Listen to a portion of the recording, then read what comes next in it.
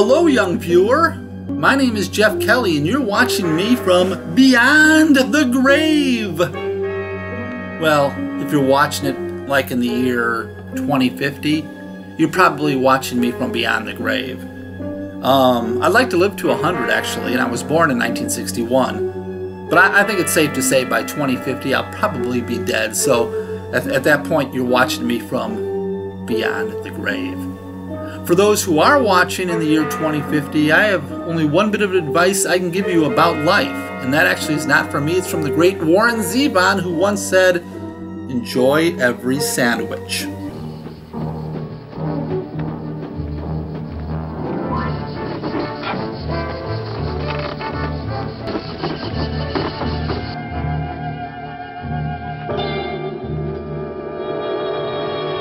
On today's show, we will be discussing the Max Headroom incident, practical jokes, and the Sears Roebuck Company. Well, hello there! Old Man Kelly here, Jeff to my friends, and you can call me Jeff. Today I want to talk about the Max Headroom incident. This happened back in November of 1987 in Chicago. What is a Max Headroom? Max, yes, that's him there, was a fictional character played by Matt Fuhrer, billed as the world's first computer-generated TV host, sort of a pop culture icon thing. But the fact was, he really wasn't computer-generated. It was just Matt and some makeup. And the fact is, we didn't have the technology to computer-generate anybody back then. He first appeared in a British-made cyberpunk TV movie called Max Headroom 20 Minutes into the Future back in 1985. Then he hosted music videos on a British music video program before finally being in a TV series based on the movie. It is said that Fuhrer hated playing the part of Max Headroom because it took up to 4 hours to put the makeup on. But the Max Headroom incident was something altogether different. On one Sunday night on November 22nd, 1987, the local 9 o'clock news on WGN was interrupted during the sports with this.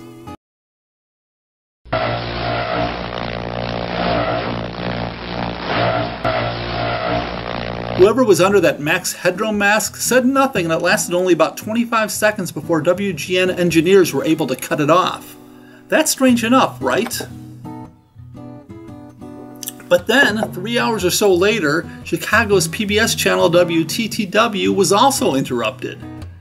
They were showing Doctor Who, The Horror of Fang Rock, starring Tom Baker, when the masked man cut in. And this time he talked.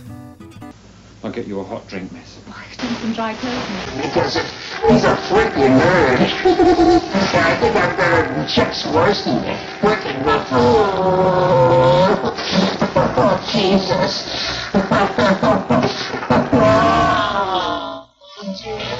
Yeah. That's the way. Now, I'm not going to show the whole thing. It's all over YouTube if you want to see it. It lasted only about 90 seconds. It ended up with the man being spanked in the bare butt by a woman in a dress with a fly swatter. At least we assume it was a woman. Now, the way technology worked at the time was the TV studios would beam their signal to the transmitter site. WGN's was at the John Hancock Center, and WTTW's was at the Sears Tower. From there, the signal was broadcast all over Chicagoland. It's thought that the people responsible went to a rooftop somewhere in between the beam signal from the studio to the transmitter site and overwhelmed that signal with one of their own. Brilliant! And if you want to know the whole history of the Max Headroom incident in more detail, there's plenty of other YouTube channels you can go to that shows all the newscasts and the FBI investigation and all that. But what I want to talk about is the fact that no one was ever caught and no one ever admitted doing it. Wow, it's been 30 years since it happened. The statute of limitations is all but over. These people can't be prosecuted. They can't. So why not come out and admit it? I want to shake your hand. Because as far as I'm concerned, you need to be congratulated. This was an awesome joke, and I thought it was extremely funny. I really did. And it was important as far as I'm concerned, and here's why. You showed that there was a flaw in the system. Now, what if somebody with harmful intent got in there and did the same thing? What if they showed some horrible, violent thing, or pornography, or something really disgusting, or made a political statement? You showed the network, you showed the local channels that their system was vulnerable, and they did something about it, and you did it in a relatively harmless way. So here's to you, pranksters. Congratulations, and let us know who you are, all right?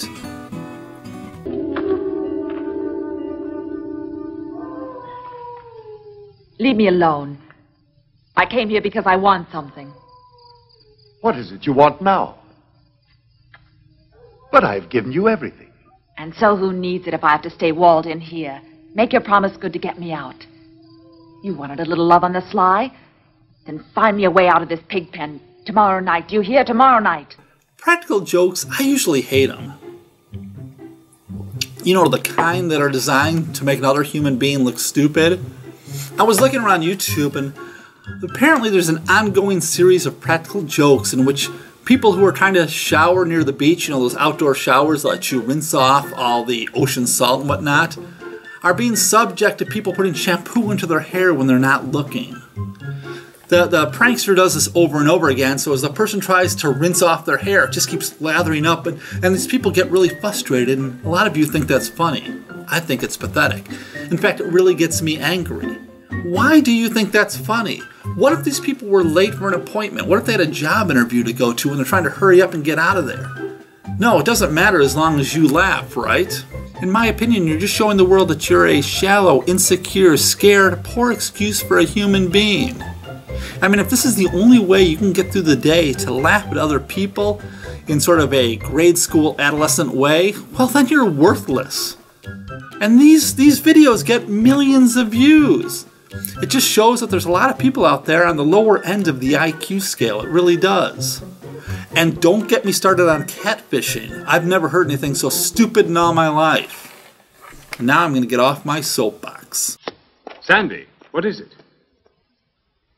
I must speak to you. It's something terrible. Well, what is it? So speak. I know who the monster is. I was recently in a Sears and Roebuck store, commonly referred to as just Sears. These stores have been around since 1890, but they're slowly failing. They've just recently announced that the 2 stores in my area will both be closing.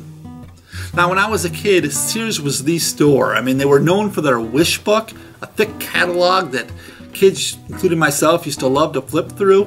And they were also known for their craftsman tools. They were the best tools around and guaranteed for life. Seriously, you could have a 20-year-old wrench, and if it broke, you could bring it into Sears, and they'd just give you a new one, no questions asked. It was pretty amazing. Now, I was in a Sears store to look for a new pair of tennis shoes. They have a style of tennis shoes that I really like, and I've been wearing for years. And of course, they didn't have my size. I went to both stores, they didn't have my size, so I ended up ordering them online. But the thing was, when I walked into the store, I felt like I was transported back to 1970, you know? It was really, the store hasn't changed at all. I mean, yeah, some of the displays look a little better, but besides that, it's the same damn store. And they had an old jazz standard playing through the intercom that made it this really eerie feeling. And they still have that weird thing where they don't have the checkout registers by the exits. They haven't scattered around the store little kiosk areas. So if you want to buy something, you have to sort of hunt around for an open register. I guess it was a gimmick back in the day to keep you shopping around the store, even if you just wanted to pay for something and get out of there. And most of them aren't open now because they don't have many employees, so you've got to hunt around. It's really a stupid, outdated thing. Look, what's wrong with these people who run Sears? They keep doing business as usual, even though they're sinking into the icy waters of bankruptcy. It's one of those, my grandfather did business this way, my father did this business this way, and damn it, I'm going to do business this way, even if we run the store into the ground. It seems to be happening.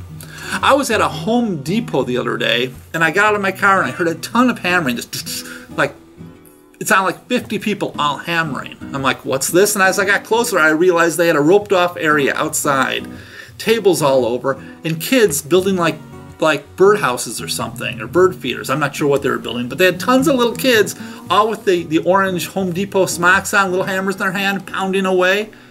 I thought, okay, see? In the days of Amazon and ordering online, Home Depot realizes they've got to give people another reason to go to their store, so they have demos for kids to learn how to craft a product, craft a birdhouse.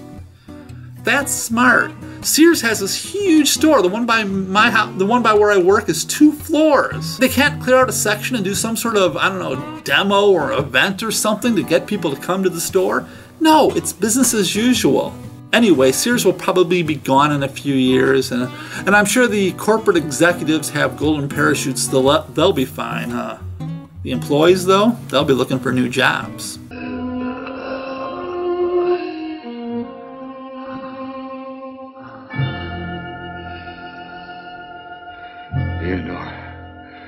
Leonore. I've killed again. Well, thank you for watching my vlog. I just had a few things to get off my chest. I'll be back whenever I have something else to talk about. Bye-bye.